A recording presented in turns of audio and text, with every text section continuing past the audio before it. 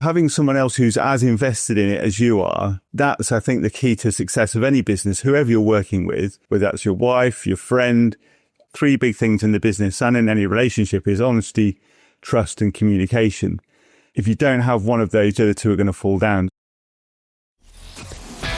It's the e-commerce master plan podcast, here to help you solve your marketing problems and grow your e-commerce business. Cutting through the hype to bring you inspiration and advice from the e-commerce sector and beyond. Here's your host, Chloe Thomas.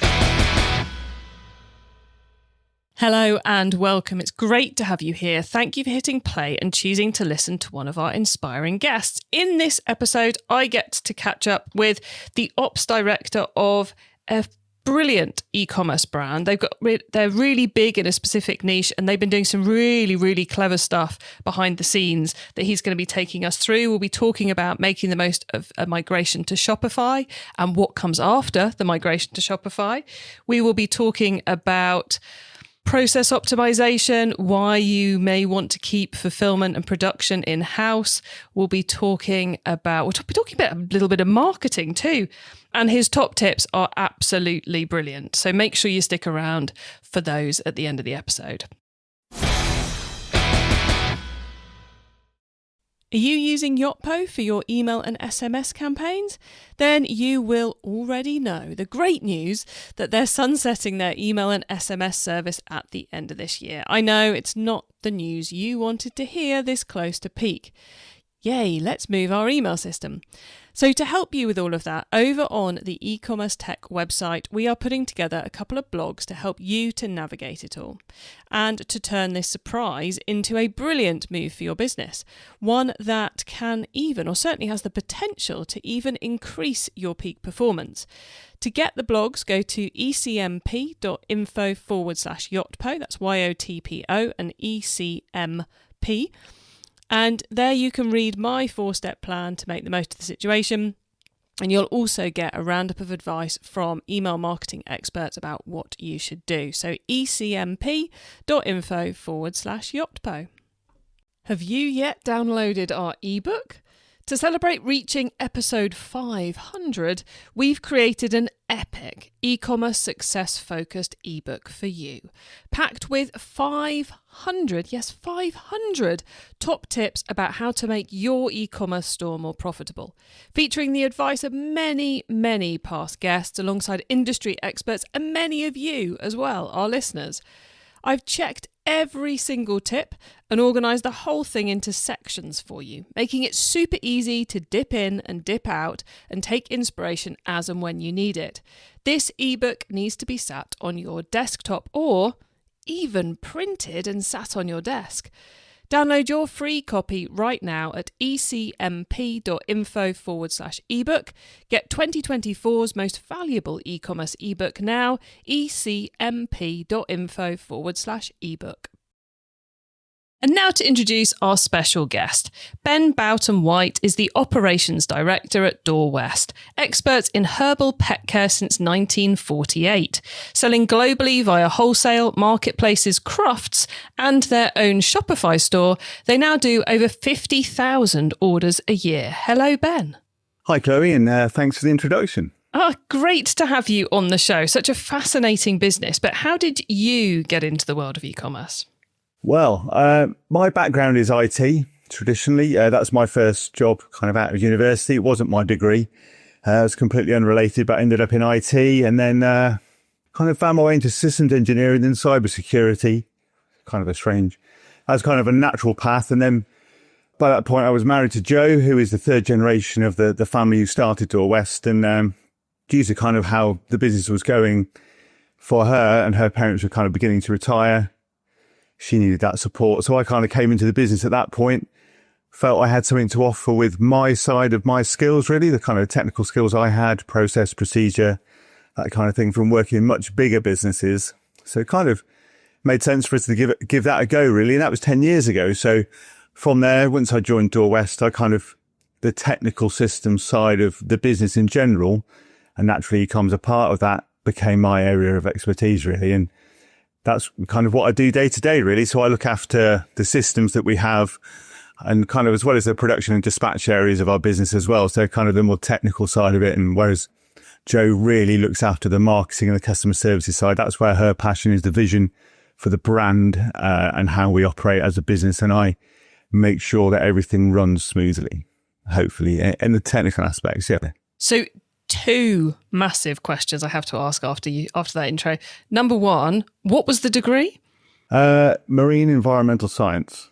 Wow, that is like I did history and ended up in e-commerce, but marine and environmental science into IT, that's a leap. Yeah, well, actually, I worked for the UK Hydrographic Office in Somerset. So I went there because I thought that's what my degree was in. So I got a job as a temp in IT for about a year, ended up doing something to do with my degree, hated it, lasted 3 days, went back to IT and loved it. I think it's just the kind of the hands-on nature with my inquisition of how things work. I'm quite mechanically minded as well. So I do love how things work. And I remember kind of just being so engrossed in all this technology that was coming into the office and how new systems work. That's kind of how I am here at Dorwest, really.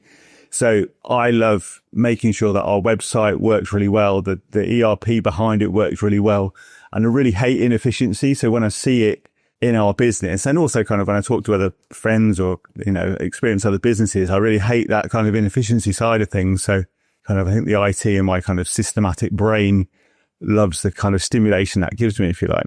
That makes so much sense. And then the second question I have to ask is, working with your wife and starting working with your wife, clearly it's going well because you've stayed there for 10 years.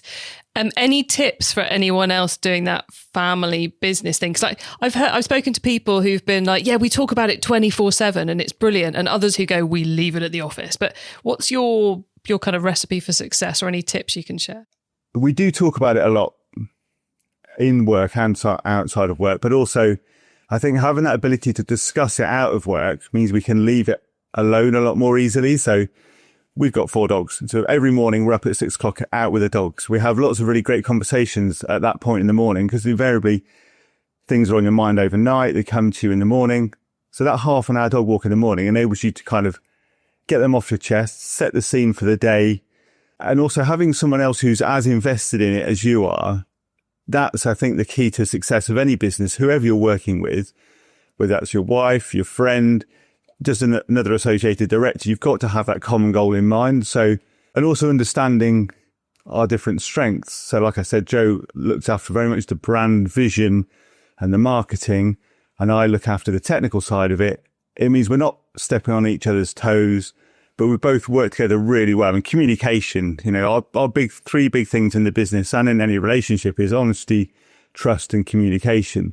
If you don't have one of those, the other 2 are going to fall down. So we push that quite hard in the business. I think it's something that people say a lot, but unless you actually do it, you won't see the benefit of it. And we definitely do. And I think we can not talk about it as much as we can talk about it. So we just come back off a week's holiday. We didn't talk about work really that much, maybe a little bit, but only because you can relax into things and then just have that little 5-minute conversation rather than sitting there spoiling on it and not talking about it.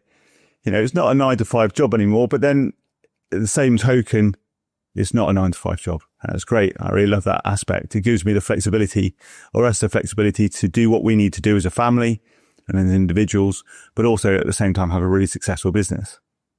Love those tips. Thank you for that one, Ben. Right, let's deviate back to the business proper now. I've explained the product ludicrously simply as herbal pet care. Tell us a bit more about the product that you're selling, please. Okay, so obviously we're Dorwest. We're formed in 1948, based in Poundbury in Dorchester. It was actually where it all started in 1948. Was a little shed in, one of the roads not far from where we are now. Our products are natural, mainly herbal supplements, and plus topical products for dogs. Some cats, mainly dogs, because we're dog kind of people. So there are tablets, capsules, powders, liquids, oils, balms. Around about 125 SKUs across 50 product lines. We cover a range of conditions, so kind of joint support, digestive support, calming and behavior. They're our biggest, that's our biggest kind of sector, if you like. And then things like shampoos, balms, everything along those lines, really. So traditionally, we're very much kind of condition based. So we previously had veterinary herbal medicines. We're now just purely supplements due to, the ease of producing supplements. And actually, we can make a better quality product of being a supplement rather than a medicine, which is something that sounds crazy, but it's a whole other discussion. So we're a small business, I'd say 20 people, end to end. We do everything in-house except for manufacturing. So we don't physically make the product in-house, but we do all marketing, customer services, technical quality and production and dispatch. So our production unit does assembly from bulk. So we buy our tablets from our manufacturer by the million, and then we assemble those into the saleable units you'll find on our website. So hundreds, 200s, 500s. Same with powders. That comes in bulk, and we package that on site into the saleable units. And by having that hands-on control of all processes from assembly through to dispatch, we can ensure the quality of that all the way through. And I think in e-commerce, we're always approached by third-party logistics. We'll take that, we'll put a price on that for you, and we'll do all that side of it for you. And that for us is disingenuous. We wouldn't want that, because we like having that quality from the first person someone might speak to on the phone, because still a lot of our customers will phone us up to talk about their dogs and talk about their issues.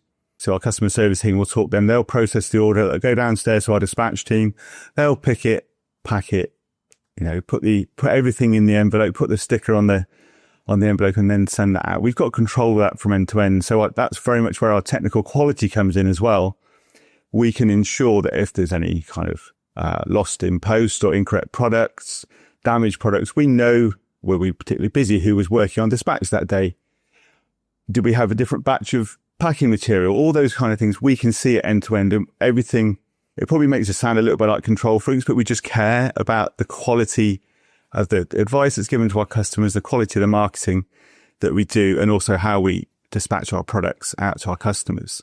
So we do, although I said we kind of do everything in-house, there are selected things that we do with trusted third parties. So we are, as well as wanting to do as much as we can ourselves, we recognise the need for trusted experts, if you like. So things that we can't do to the quality or the standard we'd want. So things like digital and design and digital marketing, if you like. So SEO is a dark art to me.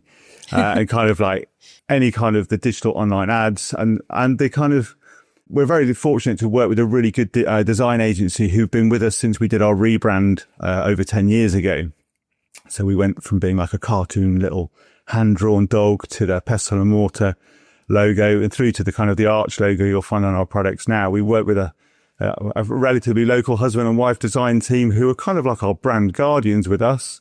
So they understand everything about how our brand should look and feel. So when we want to do a new product or a new campaign, we can go to them and we don't have to explain as much, because they know it. They wrote our brand guidelines with us. They did all our color palettes. So we work with people like that. And then product experts, so kind of vets and for product development, we'll work with those to make sure we get the best possible advice. Same with manufacturing. We use kind of contract manufacturing who just manufacture our products for us. They're not white labeled. We don't white label to anyone else. And technical partners. So that's really kind of my side of things. So when we did our Shopify migration project last year, it was really important to find the right companies to do that job for us. So as well as it being the product, so Shopify, it was about finding the right agency. And we've done a podcast together before about this. Cubics, the people we worked with then, was so good. They were just the people who just literally spoke the same way that we did, and I understood what they were trying to say. So we work with people like that, and we also have a cybersecurity partner who ensures the kind of the safety and security of our systems and digital security, things like that. But again, they're people that I have to be able to talk to and understand what they're asking of us, and they have to understand what we're asking of them, so we can work together. We really try to select people to work with who are like us. So that means often the people we work with are relatively small businesses as well, but I think together it gives us that impact. I think that bit about finding people you can talk to is so critical, because back in the day I used to do a lot of website tendering projects, and the last one I did was an exclusively Shopify tendering project for an e-commerce business. And the massive difference between those two was, previously it was all, but can they create the right checkout for us? And do they understand our Zoom requirements? And all that kind of techie stuff was how we chose between different people. When it came to the Shopify tendering process, it was who gets us, who gets the values, who do the people sitting to my right, who are the client, who do they like? And it's such a different experience when finding your supplier. So I love the fact you brought that up. But question for you: you mentioned that you've recently, or 12 months ago, you moved over to Shopify. And before we hit record, you said you're taking quite an enlightened approach to your migration to Shopify in terms of what happens after it went live. So how have you approached post-live making the most of Shopify? I think what we've done is we've tried to take our time. I think it's probably the biggest thing I've tried to encourage the teams to do. And obviously Shopify and the App Store especially, is full of lots of wonderful things that will change your life. And I'm sure they would, but I'm always kind of very conscious of kind of requirements creep and kind of just trying to do too much and not doing anything particularly well. So one of our kind of next projects for the Shopify site is our loyalty club. Now, there are 101 or more loyalty-based apps, and everyone will do amazing things. And our loyalty club is probably one of the oldest things about our business. And, when we did our rebrand, we went back through the archives. We're very fortunate that the second generation of the business and the first generation of the business, so Joe's grandfather and her parents, kept everything.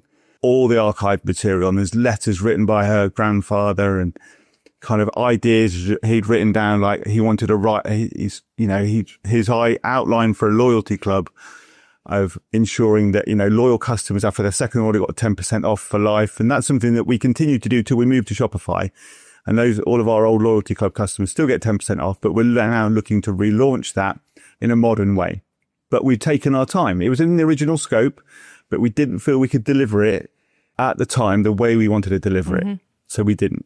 We waited. And the same, we also looked at subscription, because subscription is massive. It's very simple to implement from Shopify, but it didn't feel right for us and our customers, because as customers of other sites that use subscription, it frustrates me so much. In fact, I've cancelled a couple of subscriptions this week because the communication is so bad. And I don't want that for our customers. And that's how we ended up at Shopify.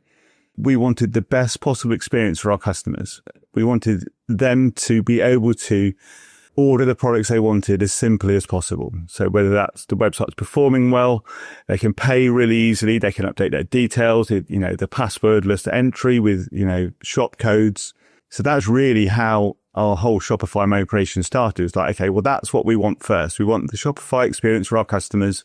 What does it mean? What needs to happen behind it that the customers don't really care about? And I wouldn't want them to. I want them just to have that great experience. So we've gone very slowly. We've added little things along the way that customers probably wouldn't notice, hopefully, because we just made their experience better, whether that's adding the right leaflet when they buy a new product, or it's giving them kind of marketing communications during the promotion period.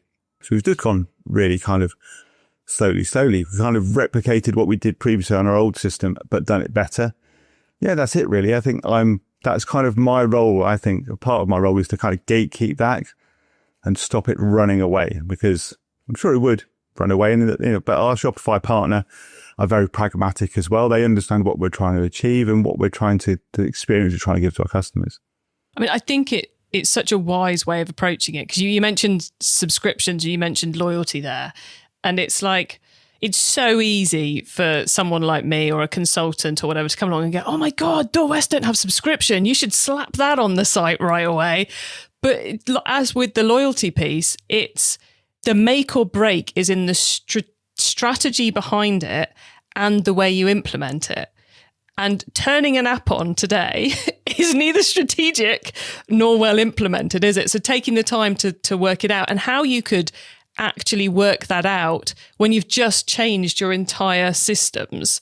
You don't have the knowledge to be able to buy well, to add another thing in, I would say. Absolutely. And, there's been I think really the kind of the implementation on the switching on is, less than 10% of the whole project for us. It's about, respecting the history of our loyal customers? How do we want to reward them moving forward? What do we want to do to modernize it? Because just giving 10% off for life is fantastic for our loyal customers, but we now have the ability to do more. But what does more look like? Because if, whether you look at every loyalty inverted commerce system out there, websites are offering different things. It might be, free shipping at a certain level. Are we going to introduce like a merch line? Because people go mad for us at Crufts when we're wearing our branded t-shirts and our bobble hats.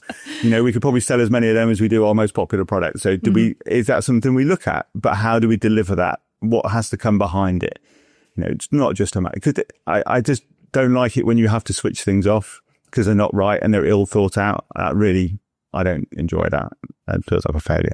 It is about as far from efficiency as you can get, and you've mentioned multiple times that you are hugely focused on efficiency. So are there any key ways you've gone about, or you're particularly pleased with how you've built efficiency into the business?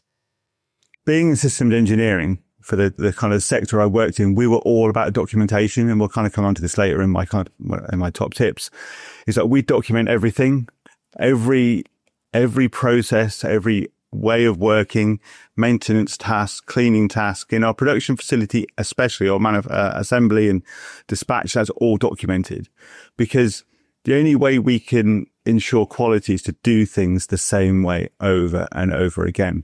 And if we do things the same way over and over again, we should get the quality. If there's a quality issue, we can then go and look, is the process wrong? Was the process not followed? Are people not trained correctly? Is the accessibility of documentation not correct? So that's kind of one of the ways we've done it. And that has meant, in our production and dispatch team, pretty much everyone who works in those areas can do any job because the documentation is there and you can train people. There's training matrices. There's, GMP audits on how they do everything. And it's really nice to be able to see, and it makes everyone super proud because they get audited by our technical quality manager on a monthly basis and have they follow procedure, and is everything running right? And I think there is a danger when you introduce kind of a program to document everything. People think you're doing it because you don't think they can do the job properly.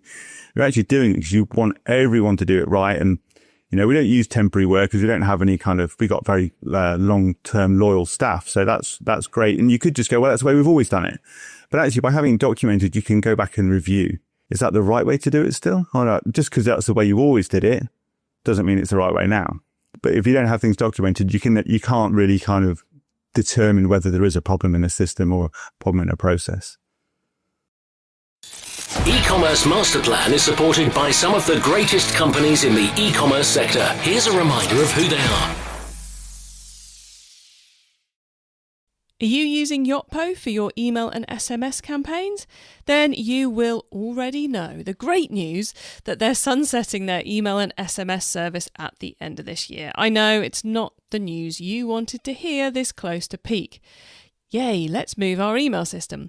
So to help you with all of that, over on the eCommerce Tech website, we are putting together a couple of blogs to help you to navigate it all and to turn this surprise into a brilliant move for your business. One that can even, or certainly has the potential to even increase your peak performance. To get the blogs, go to ecmp.info/Yotpo. That's YOTPO and ECMP. And there you can read my 4-step plan to make the most of the situation. And you'll also get a roundup of advice from email marketing experts about what you should do. So ecmp.info/Yotpo. I always feel the pressure to find the perfect gift for my relatives. In this case, whether you're sending an unforgettable gift or treating yourself to everyday perfection, Omaha Steaks delivers the world's best steak experience. For me, I'm not just into steaks. I like all types of meat. That's why I'll usually get the Winter's Best Seller Pack. It comes with juicy fillets, chicken breast, pork chops, and even burgers. Omaha Steaks offers unrivaled quality and variety, and every bite is backed by their 100% guarantee. A family-owned company with over 100 years of experience in the meat industry. Save big on unforgettable gifts with Omaha Steaks.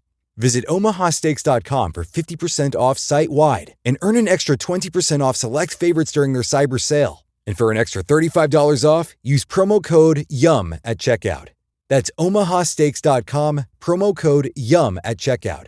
Terms apply. See site for details.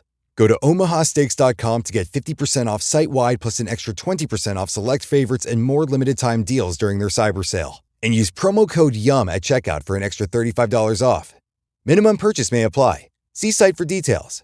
A big thanks to our advertiser, Omaha Steaks. It's time for the top tips round.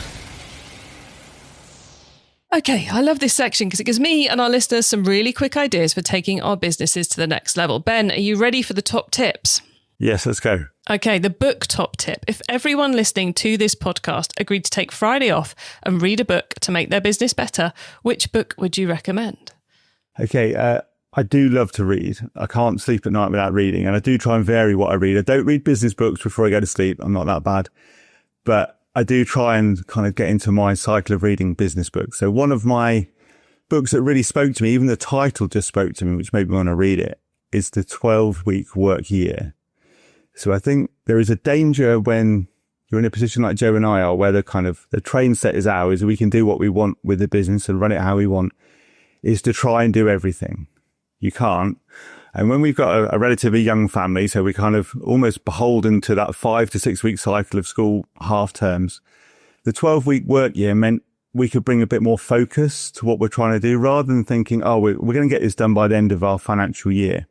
And before you know it, we've had our busiest time of year, which is the autumn, which is the fireworks season for our calming product. Then you've got Black Friday, then you go into Christmas, then we've got Crufts in the spring. And all of a sudden, before you know it, we kind of got like the last quarter of our year and we haven't achieved what we wanted to do. And you go, we'll do it next year. But the 12-week work year, the main thing it does is kind of encourages you to do more simple tasks and project tracking. So do fewer things in a shorter amount of time rather than everything over the course of a year, because you'll get nothing done or little done. When we did our Shopify migration project, we did that in a relatively short period of time. I don't know how other people feel about it, but we did it in like 90 days, I think, from start to finish, which actually, looking back, was quite aggressive, but it worked really well. So I'm a big fan of the 12-week work year. It kind of helps me keep focus. And as you know, running a business with Joe helps us kind of remain that focus between us. And also means that kind of we don't end up in that position with our staff where we say we're going to do all these wonderful things and don't get them done. If we do it on a short time frame, things happen and you've got more accountability and it's easier to track it. It is one of my favourite business books, like top 3 business books. Listeners, I've just had to resist the urge to jump out the way. So, because we've got video on right now, me and Ben, I've had to resist the urge to jump out the way and point at it on the bookshelf behind me. And I'm now going to resist the urge to geek out in how you implement it. Instead, I'm going to ask you, and keep us on track, and I'm going to ask you the traffic top tip, which is, which marketing method do you either prize above all others or think doesn't get the press it deserves? Okay. I wasn't really sure how to answer this one because I'm not traditionally kind of a marketeer. I'm not directly involved in marketing, but obviously, hopefully from what we've already discussed, you'll understand that kind of I'm very tech based. So my biggest tip for people is to kind of not be afraid of asking those awkward questions of your tech providers, because we don't, hopefully not implementing or designing, building, maintaining your own tech stack. If you're buying in products or subscribing to products, don't be afraid to ask those awkward questions if you don't understand something. So like when we went to Shopify, that was our single biggest thing that improved our traffic. We were warned by people close to us, relatively close to us, that we should expect a 40% drop in traffic first month.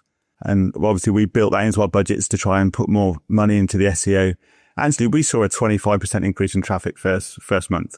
I'm not saying everyone's going to get that, but it just goes to show you that don't be afraid of doing big things the right way to make a big change. You can't continue to do the same thing and expect a different outcome.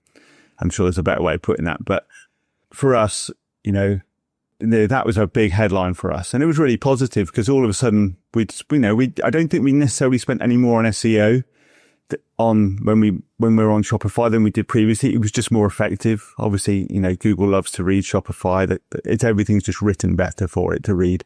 So that's kind of my traffic top tip is to, find the right platform and system for you, because Shopify's not for everyone, I'm sure. But for us, it was just the best thing we could have done. I will take that as a very good traffic top tip. That is acceptable. Okay, the tool top tip, maybe a collaboration tool, a social media plugin, a phone app, or just a way of working. Is there a cool little tool you use that makes you and your team more efficient from day to day? Okay, I've got two here. Cool. The two, kind of one's like an efficiency thing. So we as with most companies, I guess we have tried different tools to make us work better as a team. But the one we've kind of settled on at the moment, I'm not saying it's forever, is Monday. So we use Monday because it's kind of cross department. We don't use it throughout the business because I think the danger of trying to force someone who is in assembly and production to use Monday, it's not right. It doesn't fit for them. But for marketing and Joe and myself, it's really good tool. It kind of goes across everything that we do in the marketing for kind of planning, marketing campaigns, product launches, research projects. Even Joe and I have private boards for home stuff, where the kids are, uniform purchases, school trips. It's just so useful, and it's across everything. You can use it on any web browser. We use applications on our laptops, and it's on my phone. I try not to have notifications switched on my phone, but it's always there if I need to take a note, put something on. And the other one I really love, kind of comes back to what we talked about, our document everything kind of mantra, is Scribe. With so many digital systems that we are trying to document ways of how to do things, Scribe is just brilliant. It's just so easy to use. And, what would have previously been like a 35-page how-to document all of a sudden becomes like a 5-minute exercise to do your job. It will document it, and you go in and tweak how it kind of lays it out. And then kind of we integrate that into our QMS in the business. So that's been really good for us. Awesome. Is QMS quality management system? Yes, it is. Yeah. So sorry, QMS is where we keep all of our SOPs for our standard operating procedures, standard working procedures for our production side, which is now kind of backflowing to the rest of the business. Got you. So it'd be the de facto, for us, it's the de facto place you go to find out how to do something. Nice. And Scribe is spelled SCRIBE? That's it, yeah. It is. Wow. Unusual. An app that's actually spelled how it sounds. Okay, the carbon top tip. What's your favourite way to reduce the carbon footprint of an e-commerce store? Well, for us, obviously, all of our products are packed in plastic, which on the face of it doesn't look great in a world where you're trying to reduce plastic use. But our production team, and in particular our production manager, is very focused on that. So actually, we now use plastic which is partly sugarcane based, so it's not all virgin plastic. But that's not my top tip. My top tip for us, or the thing that we've done, is we reduced the use of plastic in our dispatch department by 98%. Wow. Because it got to a point probably about 5 years ago where we couldn't shut the recycling bin on a Tuesday night before it got emptied. And I'm like, okay, well, what's in here? Well, there's lots of cardboard boxes. Okay. And so we're buying in bubble wrap and we're throwing away cardboard. So we bought a £2,000 cardboard shredder that turns old cardboard boxes into packaging material. So that's the one, we use that for ones that we can't reuse. Mm-hmm. Ones we can reuse, we do. So we don't buy in as many cardboard boxes now. We still have a line of branded cardboard boxes which go to specific customers because that looks really nice. But if, the volume of orders we're sending out to things like Amazon Vendor, they all go out in reused packaging boxes. So we don't buy in boxes for that. And they're all filled with shredded cardboard. So that, we don't use bubble bags anymore. We don't use bubble wrap. We don't use any kind of bags like that. It's all wrapped in either boxer, which is like kind of craft paper style. And also alongside that, one of the biggest things that I don't think some people understand is that what stops cardboard off from being recycled is the tape that you put on it to make it stick. So we have water-based adhesive on all of our tape. Now I'm getting really geeky again. All of our tape is on that we use for packaging comes off like an automated machine where you can set the length you want, whips to a little water bath that activates the adhesive. So then that is just craft tape with perfectly recyclable glue on it. Fantastic. So we try and send out stuff that is easily recyclable. And all of our product packaging is household recyclable anyway. What I love about your answer there is the focus on what happens to the materials after they leave the fulfillment center. It's like, yeah, we found this amazing stuff that's 90% recyclable, and we can send it to the customers, but the customers can't do anything with it. Whereas, even talking about that tape, it enables more of the cardboard at the consumer end to be recycled. And I think cardboard is probably the easiest thing for a consumer to recycle out of all the packaging materials that come through. So I love that kind of full life cycle thought you've got going on there, Ben. Right. Before we say goodbye, because we're very nearly at the end, could you please let the listeners know where they can find you and Dorwest on the web and social if they want to get in contact? Yeah, of course. So our website is nice and easy to find, www.dorwest.com. We also have a trade site as well, which is trade.dorwest.com. If anyone out there is interested in becoming a stockist or learning more about taking our products on all social networks. So we're on Facebook and Instagram and TikTok, where we are just Dorwest. And if you shop on our website, we've got an exclusive code just for the Masterplan listeners for 10% off your order. And that is Masterplan. Nice and easy. Marvellous. Lovely offer. Thank you very much, Ben. And thanks for being such an awesome guest. It's been a pleasure geeking out on ops with you. So thanks so much for sharing so much. No problem. Thank you, Chloe. It's great to speak to you.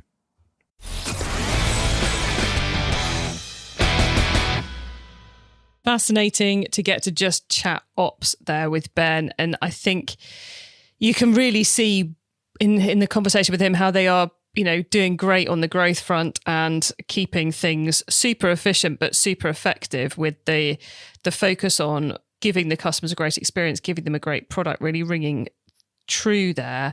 Particularly obviously, I loved his recommendation of the 12-week work year. If you haven't read that, read it. It is just brings so much clarity to life. It really does. And it's a fascinating read because it's all based on what sports teams do and stuff. So I obviously thoroughly recommend that one as well. And I like the cardboard top tip. And I say, chatting to Ben about ops, I almost want to go off and find a new career as an ops director rather than a marketing director. Maybe it's just me. But yeah, ops and efficiency. Love a bit of ops and efficiency. Right, before I waffle on about that for even longer, you can get your hands on the notes from this episode, including the top tips and links to what we mentioned, by heading over to ecommercemasterplan.com. You can also use our direct episode short links. Just put ecmp.info/the number of this episode into the URL bar and you'll be redirected straight to the right page of the site. And when you get to the website, why not add yourself to my email list? Why not? Go on, do it. Get the newsletter. If you like this episode, then check out episode 280, quite a long way back up the feed, with Brian Larson from US business Restore a Pet, which is another pet supplements brand. And he's talking about how he grew that. So that will give you another angle on pet supplements. And you can hear all our episodes with big brands at ecmp.info/big. Thank you for tuning in to this and every episode that you do of the e-commerce masterplan podcast. We love it to have you out there listening. I bring you a new interview every week because I want to inspire and help e-commerce business owners like you to succeed and thrive with your businesses, including becoming ever closer to carbon neutral. So if you know someone this show can help, please tell them to listen to the e-commerce masterplan podcast. I hope you have a great week and don't forget to keep optimizing. Thank you for listening to the e-commerce masterplan podcast. Find out more at ecommercemasterplan.com/podcast. Are you using Yotpo for your email and SMS campaigns? Then you will already know the great news that they're sunsetting their email and SMS service at the end of this year. I know it's not the news you wanted to hear this close to peak. Yay, let's move our email system. So to help you with all of that, over on the e-commerce tech website, we are putting together a couple of blogs to help you to navigate it all and to turn this surprise into a brilliant move for your business. One that can even, or certainly has the potential to even increase your peak performance. To get the blogs, go to ecmp.info/yotpo. That's YOTPO and ECMP. And there you can read my 4-step plan to make the most of the situation. And you'll also get a roundup of advice from email marketing experts about what you should do. So ecmp.info/yotpo. Have you yet downloaded our ebook? To celebrate reaching episode 500, we've created an epic e-commerce success-focused ebook for you, packed with 500 top tips about how to make your e-commerce store more profitable, featuring the advice of many past guests alongside industry experts and many of you as well, our listeners. I've checked every single tip and organised the whole thing into sections for you, making it super easy to dip in and dip out and take inspiration as and when you need it. This ebook needs to be sat on your desktop or even printed and sat on your desk. Download your free copy right now at ecmp.info/ebook. Get 2024's most valuable e-commerce ebook now, ecmp.info/ebook.